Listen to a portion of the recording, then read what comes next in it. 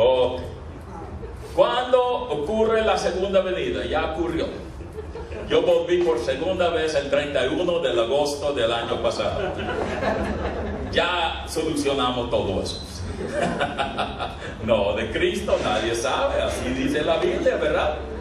Ni el Hijo encarnado en su tiempo en la tierra, ni sabía eso. No, nadie sabe la fecha de la segunda venida. Por lo menos podemos saber, si alguien dice que sabe la fecha de la segunda venida, o tiene mucha suerte, o es un mentiroso. Porque en un día, si Él vuelve, yo tengo confianza en eso. Entonces, si uno escoge todos los días de aquí para la eternidad, alguien va a tener suerte. Pero de otra manera, la verdad es que no sabemos cuándo. Es posible que Él vuelva antes de terminarse esta reunión en este momento. Es posible. Lo que sí yo sé, que estamos más cerca a la segunda venida de Cristo que nunca. Amén. Es posible que sea esta noche, mañana. No sabemos cuándo. Pero lo que sabemos es lo que debemos de hacer mientras tanto. Porque debemos de hacer la obra que Dios nos ha dado mientras tanto. No es esperar e intentar adivinar cuándo, sino es vivir fiel mientras tanto. Esta es la tarea nuestra. Pero de ahí vamos al libro de Apocalipsis. Ok. Libro de Apocalipsis. Hay algo ahí, pero no suena en español, lo siento. Entonces, la niña está ahí hablando a la otra, dice en cuanto al pastor, él lo dijo de nuevo, Marcia, él lo dijo de nuevo, tú lo oíste, y él dijo que estamos en los días postreros. Él estaba ahí frente a nosotros, todos nosotros esta noche, y él dijo que el mundo va a llegar a su fin. ¿No le da mucho temor, Marcia? ¿No le molesta, Marcia? ¿No tiene pues un terror tremendo en su corazón? Y ella está ahí dormida. La final dice, al parecer ella no tiene temor. Pues vamos a hablar del tipo de literatura del libro de Apocalipsis, pero yo no voy a pasar mucho tiempo con el trasfondo, un poco, porque yo quiero ir al texto en algunas partes. Claro, sabemos que es una epístola en el sentido de que tiene 7 cartas a las iglesias. Entonces tiene un estilo de epístola. Pero también tiene forma profética porque dice a veces que es una profecía. Pero el punto central es que la primera palabra del libro es Apocalipsis. Y es un libro apocalíptico. Lenguaje simbólico, claro. Porque esta es la razón de escribir un libro apocalíptico. Y uno está escribiendo en medio de una crisis. Uno no escribe este tipo de literatura durante los tiempos suaves, sino en medio de una crisis. Y uno lo escribe usando símbolos, cosas así, porque el contexto no permite que uno hable abiertamente de estas cosas. Entonces, Juan, por ejemplo, en el tiempo de Domiciano, los cristianos en el tiempo de Nerón, si uno quiere hablar de otro asunto, ¿cómo sería estar allá frente a Nerón diciendo, tú eres el anticristo? Nerón habría contestado, y tú eres muerto, mátalo. No da resultado. Y entonces hay que usar un lenguaje simbólico, pero simbólico con significado. Esta es una diferencia. Simbólico en el sentido de que los del grupo van a entender los símbolos, porque si ellos no entienden lo que uno escribe, no sirve para nada. Y entonces son símbolos que el grupo va a reconocer. Podemos ver esto, pero yo quería mostrarles esto. La revelación, es decir, Apocalipsis. Uno puede verlo ahí, de aquí viene el libro. Entonces, para que me crean. Ahí está Apocalipsis. Apocalipsis, decimos nosotros en griego moderno. Apocalipsis en griego moderno. Entonces, ahí está la primera palabra de Jesucristo. Es decir, hablando de Jesucristo o que viene de Jesucristo. La mayoría opinan no, de Jesucristo, en el sentido de que demuestra cómo es nuestro Señor Jesucristo. Él no va a dejar a su pueblo aislado en momentos de crisis. Y el autor es Juan, el apóstol es Juan en el libro. Dice Juan, tradicionalmente es Juan el apóstol. A mi parecer es lo más probable, como he puesto ahí. Otros dicen Juan el anciano, porque hay tradición de otro Juan allá en Éfeso en ese entonces. Otros dicen un Juan desconocido. Y otros dicen que es un hombre escogido, un hombre falso. Pero de todas maneras tenemos el dato del padre eclesiástico de Ireneo. Ireneo era discípulo de Policarpo. Policarpo conoció a Juan el apóstol personalmente. Ireneo dice que él lo recibió de Policarpo, quien lo recibió de Juan, que es escrito de Juan, el apóstol. Para mí ya este es muy fuerte. Yo no sé, quizás para otros no tanto. Para mí es bastante. Siempre lo siento por intentar hacerlo de nuevo. Fue escrito cuando, según la iglesia primitiva durante el tiempo de Domiciano. Ireneo también afirma eso, durante el tiempo de Domiciano. Pero muchos piensan que en verdad este fue formado en dos partes. Una parte se realizó formándose, comenzando durante la guerra entre Roma y los judíos, y luego la parte final que tenemos nosotros en la isla de Patmos con la visión de Juan. Claro, luego él escribió después, pero es otro asunto. Entonces el reinado de Domiciano al fin del primer siglo es el contexto principal. Lo escribe, claro, a 7 iglesias. Recibe la visión en la isla de Patmos, es lo que el libro dice. Pero mira el versículo 9. ¿Qué dice el versículo 9? Yo, Juan, vuestro hermano y copartícipe vuestro en la tribulación, en el reino y en la paciencia de Jesucristo, estaba en la isla. Estaba. ¿Qué es este? ¿Implica que está todavía? Entonces, según la historia, él vuelve a Éfeso. Entonces lo pone en forma total, final, en escrito, al volver a Éfeso. Pero la visión se recibe en la isla de Patmos. ¿Okay? Entonces, la visión todo se realiza en la isla. Pero para escribirlo, claro, los romanos no iban a decir, ¿por qué no mandamos un barco a la isla de Patmos? Porque Juan, el quien mandamos en el exilio, tiene necesidad de algún lápiz y papel y cosas así para escribir las cosas. Y queremos acomodar a nuestros presos ahí en la isla. No, él no tenía toda esa posibilidad. Entonces, al volver al Éfeso, él escribe el libro en su forma final. Es lo que el libro mismo dice.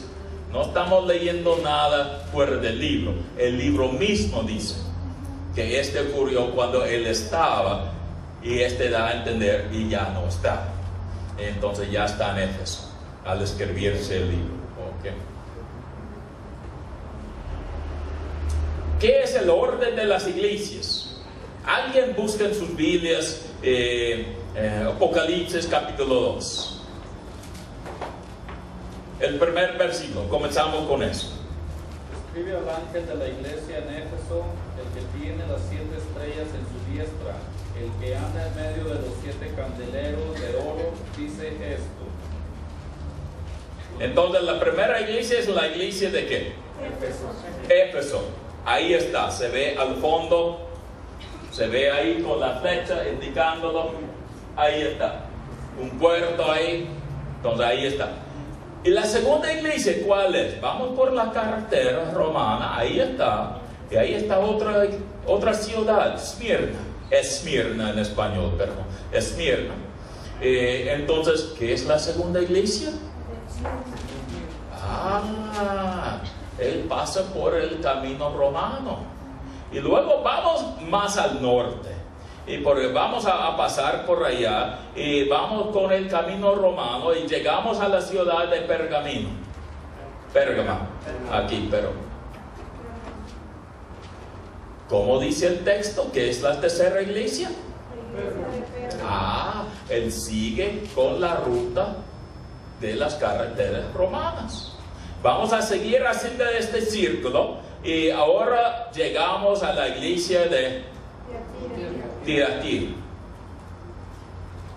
Tiatira, ¿y qué? ¿Qué es la cuarta iglesia? Capítulo 3 yo creo, ya comienza. No, al fin del 2. Al fin del 2. Tiatira, ¿verdad? Ahí está. Vamos con el camino un poco más y llegamos a Sardis. ¿No es esta la otra iglesia? ¿La quinta iglesia? Y ahora seguimos con esta carretera y llegamos a la ciudad de Filadelfia, que es la penúltima iglesia. Filadelfia. Y ahora vamos con esta carretera y vamos acá para volver a Éfeso allá y llegamos a la ciudad de Laodicea. Y esta es la iglesia final. El orden de las iglesias, hermanos, siguen el orden de las carreteras romanas de aquel tiempo. Entonces no debe leer demasiado en el orden de las iglesias. Al no pensar en carreteras pues inspiradas por Dios, hechos por los romanos. No, yo no creo que sea así. No, hay escritura inspirada por Dios, pero carreteras inspiradas por Dios no paso yo por este lado. No, pero es decir que el rumbo sigue las carreteras. Punto ya hecho, yo sé. Deben tener paciencia, a veces digo yo demasiado. Mi esposa dice que ella pide la hora y le digo yo cómo construyeron el reloj. Sí, me pide la hora y yo doy una respuesta demasiado larga. Entonces hay persecución. Algunos dicen que no es oficial. Para mí es una locura. Ellos están pensando demasiado en el contexto moderno. Ustedes entienden eso, porque aquí han tenido algún nivel de persecución en algunos sitios por los narcotraficantes. Hay un nivel de persecución, ¿verdad? Claro, ocurre. Yo recuerdo en una iglesia allá en Colombia, dentro de 10 días, menos de 2 semanas, 10 días, mataron 2 líderes de los jóvenes en una sola iglesia, los narcotraficantes. ¿Qué cosa es eso? Claro, hay persecución que no es oficial, pero es muy raro. Y entonces no importa que sea oficial o no. Pero en el caso de Juan, el exilio ahí a Patmos, este es algo muy oficial, fue mandado por el gobierno romano. Y hay otras cosas ocurriendo que tienen aprobación del gobierno, aún al no ser persecución tan oficial, pero tiene el impacto de una persecución oficial. La mayoría de la persecución hoy día en el mundo no es oficial.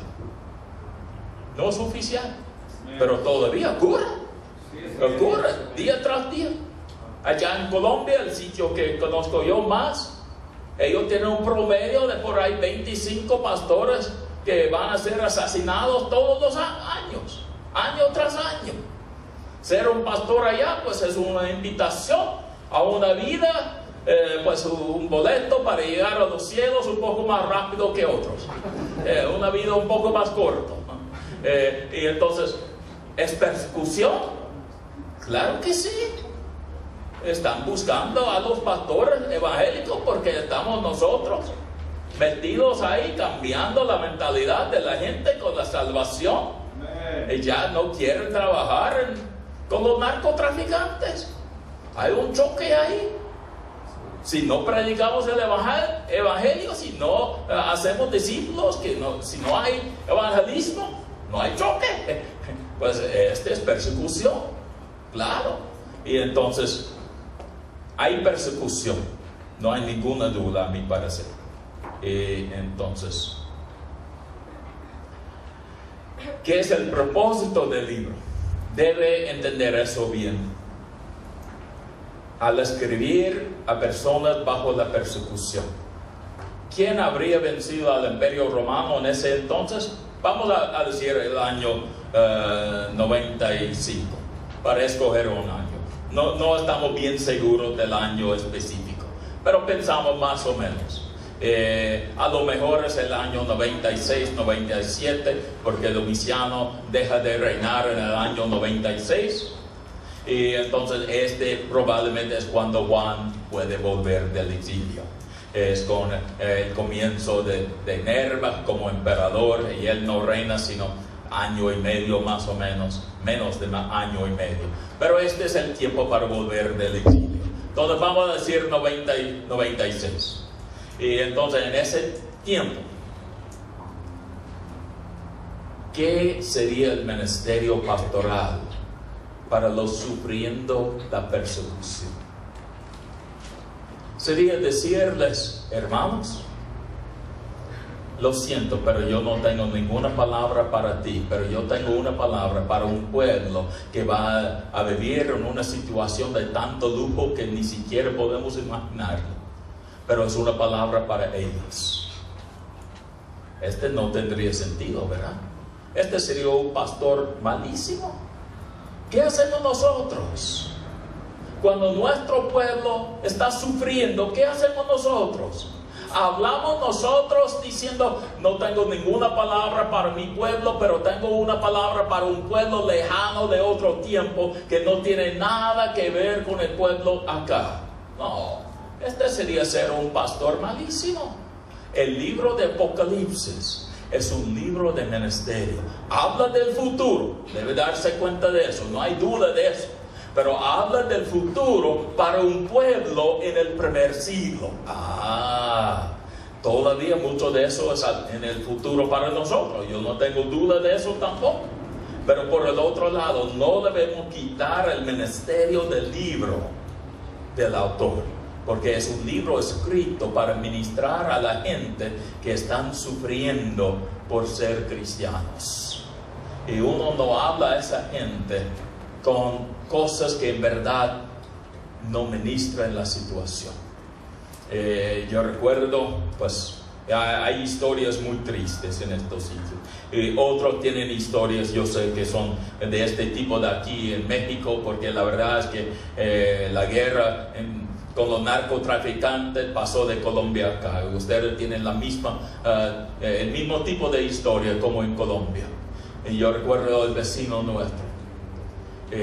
Un día sábado los ayudamos, él está ahí en el jardín haciendo unas cosas frente a la casa, sin darnos cuenta. Nosotros ya hacíamos otra cosa. Un carro pasó de los narcotraficantes, lo llevaban en el carro y lo masacraron, cortando dedo por dedo, poco a poco, matándolo. Al fin y al cabo, dándole una corbata colombiana. Ustedes entienden lo que es eso, hermano. Sacando la lengua por la garganta. Fue algo terrible, de tal manera que uno casi no podría reconocerlo. Todo eso ocurrió porque él no se puso de acuerdo a una venta a los narcotraficantes de una propiedad. ¿Qué cosa?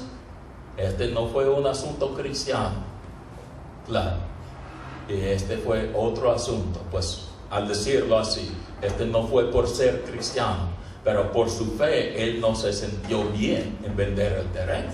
Entonces en algún sentido es por la fe, pero no totalmente. Pero por el otro lado, ¿qué va uno a decir a esta familia? Uno no va a ir ahí y consolarlos. Claro que sí. Uno va a decir: pues En verdad, Dios no tiene nada que decirte, pero para el futuro, en 1 milenio, 2 milenios de ahora, esto es lo que va a ocurrir. No. Este no es la manera de ministrar a las personas en momentos de crisis. Juan está haciendo un ministerio. ¿Y qué es el ministerio principal que tenemos como cristianos, hermano? No es presentar la persona de nuestro Señor Jesucristo. Mira al capítulo 4 de este libro.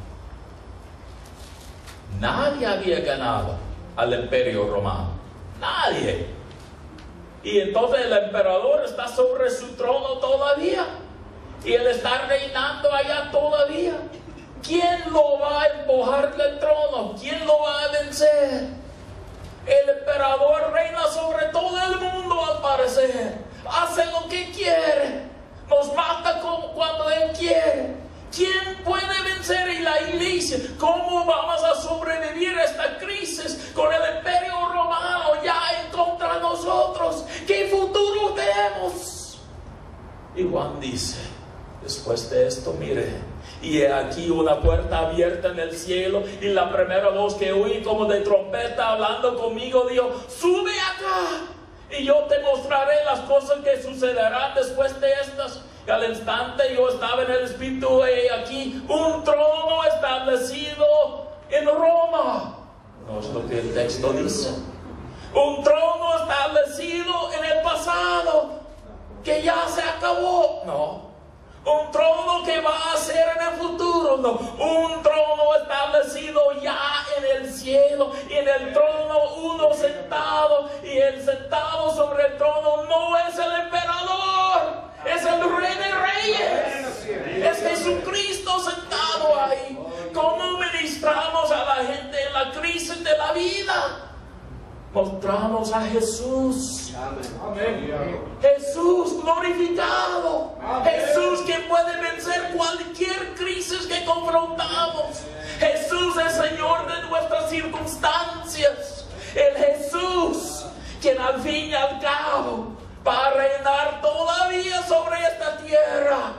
Y los reyes de esta tierra, los narcotraficantes, sean quienes sean, la guerrilla no importa, los de la África, los musulmanes, cada domingo matan un montón de cristianos ahí en Nigeria. No van a reinar sobre este mundo al fin y al cabo, porque Él quien está sentado sobre el trono último, es nuestro Dios. Esta es la manera de ministrar a la gente en la crisis.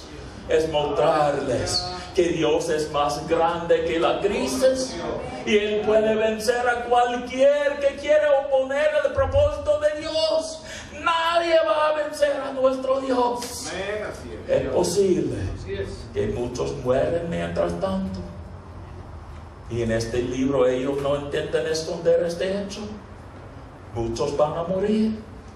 Como yo he dicho, cada año hoy día 150, 160 mil cristianos mueren como mártires. ¡Qué cosa! Pero ¿saben? Ya sabemos quién va a ganar la guerra. Amén. Ya sabemos. Y sabemos que los que mueren en Cristo, en verdad, a largo plazo no mueren. Nos maten, pero no pueden matarnos. Nos pueden pues aún hacer las cosas tan crueles como ocurrió a nuestro vecino en Colombia, pero no ganan. A largo plazo ahí vamos a estar de nuevo al lado de nuestro Señor, en una tierra nueva, en un cielo nuevo, porque a largo plazo la maldad no vence, Dios vence. El diablo, Satanás, no voy a hablar de otro, Satanás no vence, Dios vence. Este es el mensaje central de este libro. Lo desarrolla con varias cosas, con muchos símbolos. Tiene periodos de hablar del pasado, del primer siglo, para nosotros pasado. Habla del primer siglo, pero muchas veces no hay un cumplimiento total en el primer siglo. Entonces también tiene pertenencia para hoy día. ¿Qué del anticristo? Sabemos que el número 666 en el capítulo 13, versículo 18, tiene que ver con César Nerón. Sabemos eso. Pero por el otro lado, hoy día el anticristo no va a ser Nerón, ni en el tiempo de Juan, ya Domiciano está. Y entonces sabemos que es un símbolo como Nerón, un poder político quien también reclama poder espiritual y dice que Él mismo es Dios, requiere la adoración de Él mismo. Y entonces entendemos cómo puede ser para un cumplimiento futuro, no hay ninguna duda de eso, pero nos basamos en el ministerio de Juan a su pueblo. De ahí vamos al día de hoy para ver cómo va a ser el cumplimiento total de este texto. Hay mucho más para decir en cuanto a este libro, pero yo quiero dejar un poco tiempo libre al final de este tiempo con ustedes. Yo tengo el PowerPoint y todo ahí, y entonces yo no voy a pasar por todos los puntos, porque yo iba a hablar del milenio y todo eso, pero lo siento. En otra ocasión, porque no pensamos quizás en un estudio al fondo del libro de Apocalipsis, porque este sería bueno, porque es un libro de mucha importancia. Debemos entender, fue escrito a personas bajo la persecución, no fue escrito a personas como yo. Porque en este momento, la verdad es que yo vivo en una comunidad bastante segura. Yo vivo una vida bastante buena. Y yo tengo mis hijos dentro de 2 kilómetros de mi casa. 5 nietos están ahí. La iglesia es una iglesia, pues, un milagro dado por Dios. El libro me fascina. Puedo identificar con las cosas del libro, pero no estoy yo en la crisis de los recipientes de este libro. Yo he pasado por estos momentos cuando vivimos en Colombia. Yo he tenido personas intentando balearme con sus armas. Una vez pegaron la ventana del carro y llegó por ahí unos 10 centímetros de la cabeza de mi niño, la bala. En otra ocasión pasó ahí intentando matarme así. Gracias a Dios no lo logró. Le faltaba práctica, no, quién sabe. Yo he pasado por estos momentos.